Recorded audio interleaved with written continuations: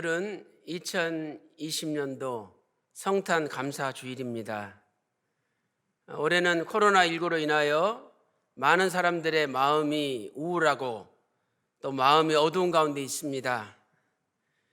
어제도 확진자가 1097명으로 우리나라 지금까지 수치상 가장 많은 사람들이 감염됐다는 것을 보도하고 있습니다. 우리는 이러한 코로나19를 겪으면서 이 역사라는 것이 사람의 생각과 계획대로 이루어지는 것이 아니구나 하는 것을 깨닫게 됩니다. 모든 것이 하나님의 섭리와 또 하나님의 구속 경륜 속에서 진행되는 것이고, 우리 연약한 인간들은 아무것도 할 수 없음을 고백할 수밖에 없습니다. 우리는 거룩한 성탄을 맞이하면서 인간의 모든 생각과 계획, 그리고 인간의 욕심을 다 비워야 합니다. 성탄은 한마디로 말하면 하나님의 자기 비우심이다, 이렇게 말씀드릴 수가 있습니다. 하나님께서 높고 높은 보좌를 버리시고 낮고 낮은 이 땅에 오신 것 자체가 하나님의 자기 비우심이죠. 빌립보서 2장 6절 7절 말씀을 보시기 바랍니다. 예수님께서는 근본 하나님의 본체시나 하나님과 동등됨을 취할 것으로 여기지 아니하시고 오히려 자기를 비워 종의 형체같이 되셨다라고 말씀하고 있습니다. 오히려 헬라어로 알라라는 단어죠. 그 뜻은 그럼에도 불구하고 예수님이 성자 하나님이신데 얼마든지 권세와 능력을 나타낼 수 있습니다. 그런데 그럼에도 불구하고 스스로 자기를 비워서 사람으로 오셔서 종의 모습으로 섬기셨다라고 성경은 말씀하고 있습니다. 하나님께서 자기를 비우시고 이 땅에 성탄하셨다면 우리도 거룩한 성탄을 맞이하면서 나 자신을 비우는 삶을 살아야 됩니다. 오늘 저와 여러분의 마음에 또 나의 삶을 한번 자세히 살펴보세요. 거기에 온갖 지저분한 것들과 이기적인 욕심과 욕망으로 가득 차 있지 않습니까? 하나님께서는 성탄에 다 비우셨는데 오늘 무엇을 구체적으로 비우셨는지 몇 가지만 살펴보도록 하겠습니다. 첫 번째로 성탄은 권력을 비우신 성탄입니다. 권력을 비우신 성탄이죠. 첫째로 예수님은 최고의 권력자이십니다. 성경은 예수님의 권력을 어떻게 표현하고 있습니까? 첫째로 예수님은 만왕의 왕이시요 만주의 주가 되십니다. 요한계시록 19장 16절과 요한계시록 17장 14절 말씀을 보세요. 예수님은 만왕의 왕이시고 만주의 주가 되십니다. 아니, 한 나라의 대통령도 한 나라의 왕도 엄청난 권력을 가지고 있는데 예수님이 만왕의 왕이시고 만주의 주가 되시는데 못하실 것이 무엇이 있겠습니까? 예수님은 전능하신 모든 것을 하실 수 있는 하나님이십니다. 요한복음 16장 15절 말씀 보니까 내 아버지께 있는 것이 다 내 거라. 아버지는 만유의 주가 되시는데 그 아버지께 있는 것이 다 내 거라고 예수님이 말씀하고 있습니다. 마태복음 28장 18절 말씀 보니까 하늘과 땅의 모든 권세를 예수님이 가지고 계신다라고, 아버지께서 예수님께 주셨다라고 선포하고 있습니다. 두 번째로 예수님은 만군의 사령관이십니다. 만군의 사령관이시죠. 구약에서는 하나님을 만군의 여호와라 이렇게 표현하고 있습니다. 이 만군의 여호와라는 표현은 창세기, 출애굽기, 레위기, 민수기, 신명기라는 모세 오경에 나오지 않습니다. 또한 여호수아나 사사기에도 등장하지 않습니다. 사무엘상이라는 성경에 처음으로 만군의 여호와가 등장하죠. 사무엘상 1장 3절과 11절을 보세요. 또 사무엘상 4장 4절에도 기록되어 있습니다. 사무엘상 15장 2절과 17장 45절에 등장합니다. 만군, 히브리어 차바로 군대라는 뜻이죠.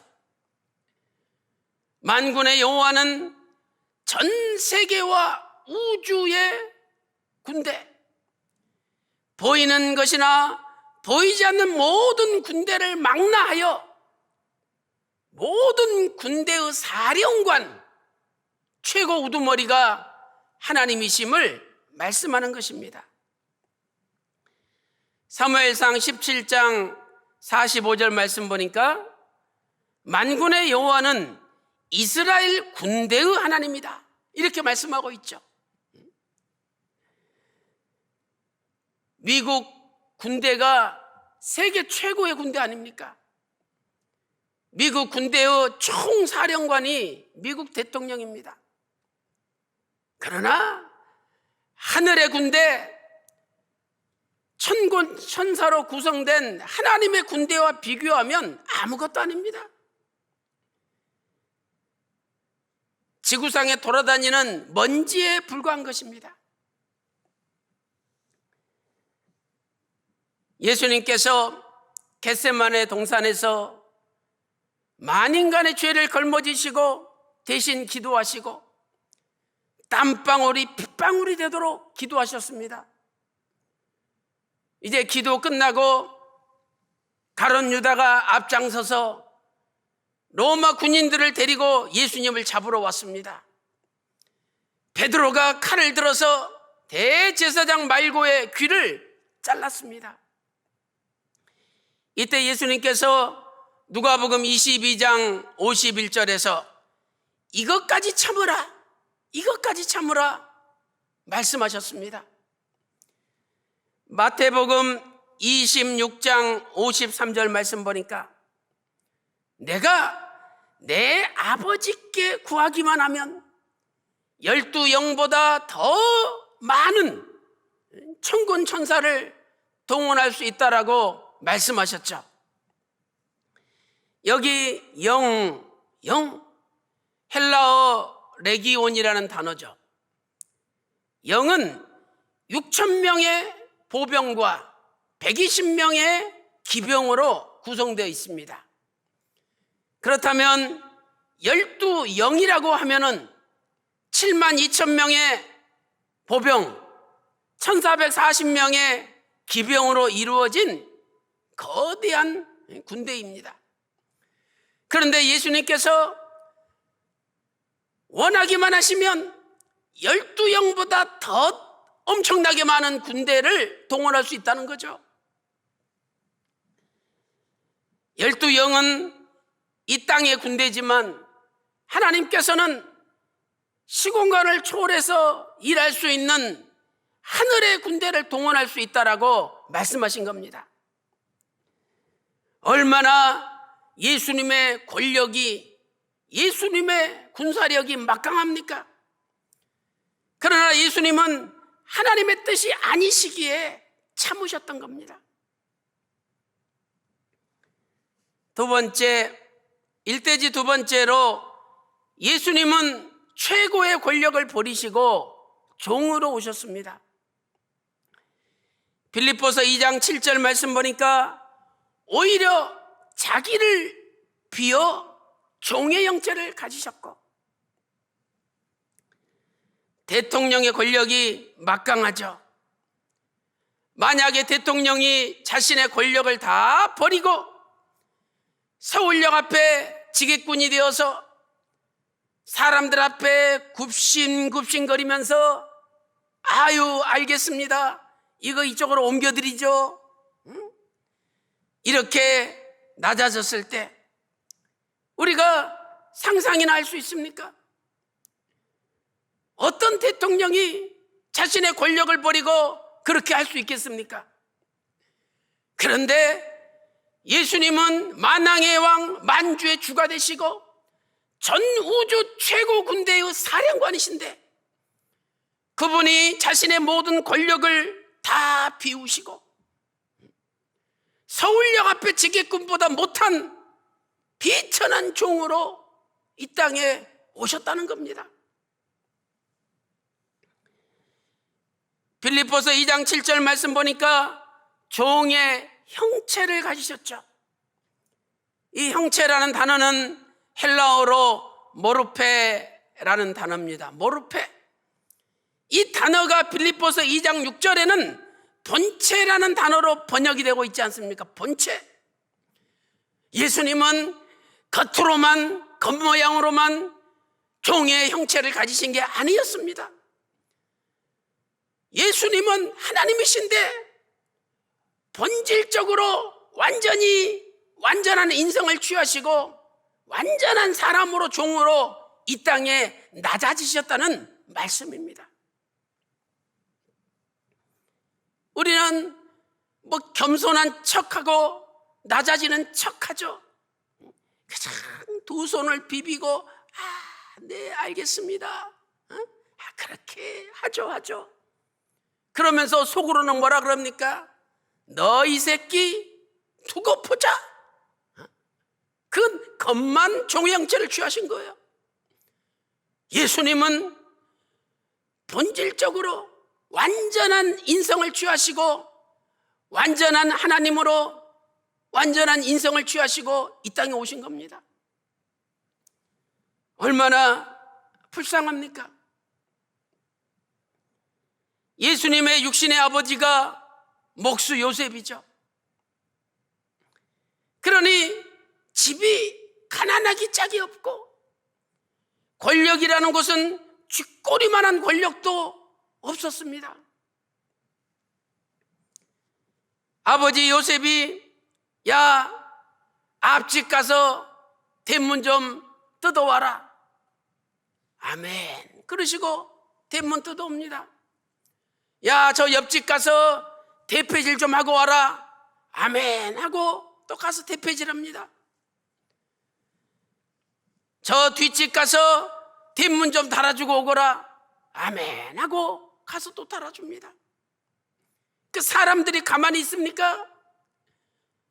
예수님에게 아니 문이 왜 이렇게 삐뚤어졌냐고, 대패질 좀 똑바로 하지 이게 뭐냐고 괜히 트집을 잡습니다. 그래도 예수님은 예 알겠습니다, 죄송합니다, 다시 해드리죠 이러면서 연신 굽신거리고 그 인간들 앞에 자신의 모든 걸 내놓으시는 그 주님의 모습을 한번 상상해 보시기 바랍니다. 그분이 만왕의 왕입니다. 전 세계 우주의 최고 군대를 동원할 수 있는 전능하신 하나님입니다. 그런데 타락한 피조물 인간들 어떻게든 트집 잡아가지고 돈이나 더 깎으려고 그러고 그런 인간들 앞에 연신 굽신굽신거리면서 죄송합니다, 다시 하죠. 그 예수님의 모습이 누구 때문입니까? 바로 저와 여러분 때문입니다. 마가복음 6장 3절 말씀 보세요. 이 사람이 마리아의 아들 목수가 아니냐? 예수님의 아버지도 목수지만 예수님도 친히 목수가 되셔서 일을 하셨습니다. 왜 이렇게 예수님께서 권력을 비우시고 종의 형체로 낮아지셨습니까? 바로 우리 죄를 대신 지시고 우리를 죄와 사망에서 건지시기 위한 것이죠. 마가복음 10장 45절 말씀 보니까 인자가 온 것은 섬김을 받으려 함이 아니요 도리어 섬기려 하고 자기 목숨을 많은 사람의 대속물로 주려 함이니라. 그렇다면 우리도 성탄을 맞이하여 우리의 권력을 비워야 하지 않겠습니까? 뭐가 잘났다고 갑질하고 불쌍하고 없는 사람들, 권력 없는 사람들을 발로 짓밟고 무시합니까? 아니, 나를 뭘로 보는 거야? 내가 누군데 나를 이렇게 대접하느냐? 이러면서 그 쥐꼬리만 자신의 권력을 붙잡고 놓지 않으려고 합니다. 아직 자기를 비우지 못한 불쌍한 우리 인생들의 모습이 아니겠습니까? 예수님께서는 이 땅에 군림하시기 위하여 오지 않으셨습니다. 예수님께서는 이 땅에 한 자리 하시려고 오시지 않았습니다. 마태복음 16장 24절 말씀 보니까 아무든지 나를 따라오려거든 자기를 부인하고 자기 십자가를 지고 나를 쫓을지니라 말씀하고 있습니다. 왜 낮은 자리, 불쌍한 자리, 소외된 자리, 다른 사람이 가기 싫어하는 자리를 안 가려고 합니까? 자기 권력을 비우지 않았기 때문이죠. 십자가를 지는 것은 자신의 권력을 비우는 것입니다. 사랑하는 성도 여러분, 오늘 성탄 감사주의를 맞이하여 예수님처럼 섬김을 받기보다는 남을 섬기고 그리고 권력을 행사하기보다는 권력을 비우는 가운데 주님께서 걸어가신 십자가의 길을 뒤따라 걸어가는 저와 여러분이 다 되시기를 주님의 이름으로 축원합니다. 두 번째로 성탄은 부를 비우신 성탄입니다. 성탄은 부를 비우신 성탄이죠. 첫째로 예수님은 이 세상에서 가장 큰 부자입니다. 그 이유가 무엇입니까? 첫째로 예수님은 모든 우주 만물의 주인이시기 때문이죠. 학개서 2장 8절 말씀 보니까 은도 내 것이요 금도 내 것이라. 역대상 29장 11절 말씀 보니까 천지에 있는 것이 다 주의 것이라고 말씀하고 있습니다. 그 유튜브를 통해서 그 돈 많이 버는 사람들 보니까요, 1년에 3천억 이상을 버는 사람도 있습니다. 그러나 그 3천억 돈 가지고 우주를 살 수 있습니까? 아무것도 아닌 겁니다. 왜 예수님께서 가장 큰 부자이십니까? 두 번째는 예수님 자신이 만국의 보배이시기 때문이죠. 전 세계, 전 우주의 보배가 예수님이십니다. 아무리 좋은 다이아몬드가 있어도 그걸로 나라를 살 수 있습니까? 못 사죠. 그런데 예수님 자신은 만국을 사고도 남을 있는 만국의 보배라는 거예요. 욥기서 22장 25절 말씀 보세요. 전능자가 네 보배가 되시며, 학개서 2장 7절 말씀 보니까 만국의 보배가 이르겠다. 예수님이죠. 베드로전서 2장 4절에 예수님은 돌인데 보배로운 산돌이라고 베드로전서 2장 4절에 말씀하고 있습니다. 골로새서 2장 3절 보니까 예수님 안에는 지혜와 지식의 보화가 가득 차 있다라고 말씀하고 있습니다. 요즘에 마스크가 많이 싸졌잖아요. 세계에서 제일 비싼 마스크가 150만 불짜리 마스크가 있습니다. 150만 불이면 우리나라 돈으로 16억 5천만 원 정도 됩니다. 마스크 하나가 16억 5천이에요. 그 마스크는 18K 금 250g으로 만들어졌습니다. 그리고 거기에 다이아몬드가 박혀 있는데 자그마치 3,608개 다이아몬드가 박혀 있습니다. 다이아몬드 무게를 보니까 210캐럿, 210캐럿에 해당되는 3,608개의 다이아몬드가 박혀 있어요. 아무리 그 다이아몬드가 좋아도 영원한 다이아몬드가 영원한 마스크가 아닙니다. 사단막이 막을 수 없어요. 그러나 예수님은 영원한 마스크가 되시고 우리의 모든 사단막이 모든 세균을 막아주시는 영원한 마스크입니다. 아무리 비싼 다이아몬드를 할지라도 우주를 살 수 없습니다. 그러나 예수님이 우주 사는 것은 아무것도 아니죠. 이대지 두 번째로 예수님은 최고의 부를 버리시고 가난한 아기로 오셨습니다.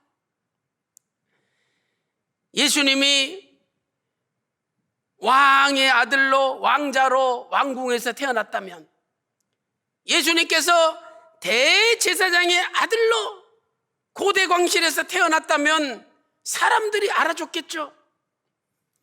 그러나 예수님은 가난한, 아무 권력도 없고 돈도 없는 그 가난한 목수 아들로 태어났습니다.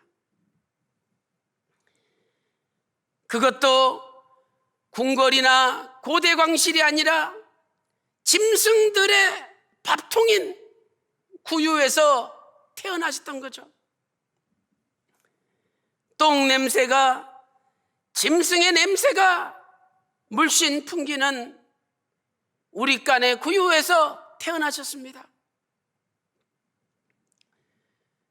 또한 태어나자마자 2살 밑에 있는 애들을 다 죽인다 그러니까 애굽으로 도망가지 않았습니까? 마태복음 2장 14절 말씀 보니까 요셉이 일어나서 밤에 아기와 그의 모친을 데리고 애굽으로 떠나가 말씀하고 있습니다. 여자들이 애를 낳으면 몸이 벌어지죠.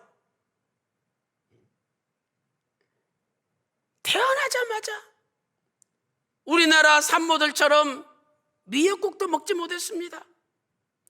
몸이 벌어지고 피도 아직 마르지 않았는데 그 몸을 이끌고 애굽으로 도망칩니다. 아기 예수님 핏덩어리죠. 그냥 천으로 둘둘 말아가지고 그 예수님을 데리고 갑니다. 얼마나 겨울에 찬바람이 몰아치는지, 그 찬바람이 면도칼로 살을 베는 듯이 아픕니다. 면도칼로 이 살을 베보세요. 얼마나 애리고 아픕니까? 찬바람이 휙휙 불 때마다 섬뜩하고 살이 찢어지는 듯한 그 추위와 아픔이 엄습합니다. 참으로 요셉과 마리아, 그 예수님의 그 모습이 너무 처량하고 불쌍하지 않습니까? 예수님의 삶은 평생 쫓겨다니는 삶이었습니다. 마태복음 8장 20절에 여우도 굴이 있고 공중에 나는 새도 거처가 있건만 인자는 머리 둘 곳이 없도다. 예수님께서 탄식하셨습니다.